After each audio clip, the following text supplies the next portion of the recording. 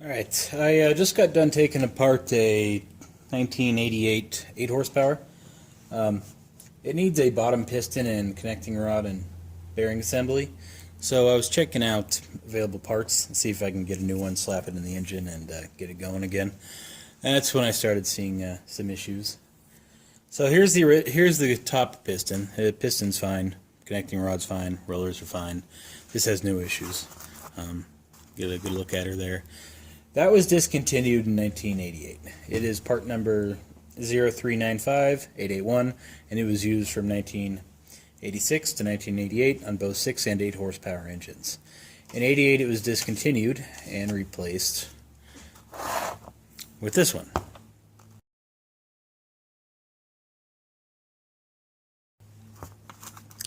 Now this one, not so good, but it's supposed to be the replacement.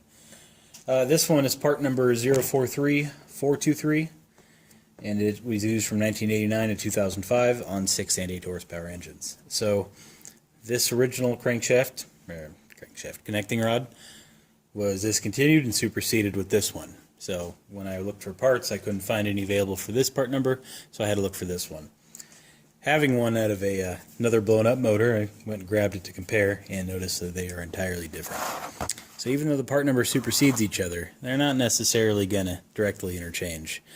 If you notice, this is nice and thick, this is thin, this uses a roller bearing setup, this uses a traditional cage bearing, if you will.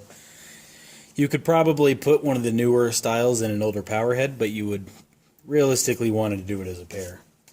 Let me show you why.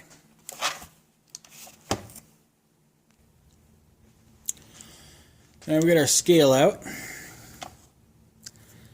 Our old piston weighs 7, let's call it 7 ounces. Our new one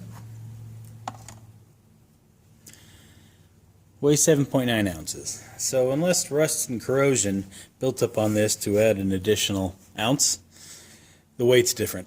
Putting one of these in with one of these, probably not a good idea. So whenever you see superseded part numbers, you might want to take that in consideration, especially if they're, on a rolling assembly such as this. If I can find 2 of these, I'll use them. Great.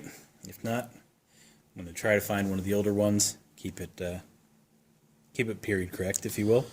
Well, those are my thoughts on superseding part numbers. Usually you don't really see this. Usually they'll swap over just fine.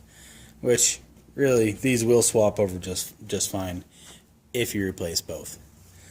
So if you're doing this, keep an eye on that kind of stuff.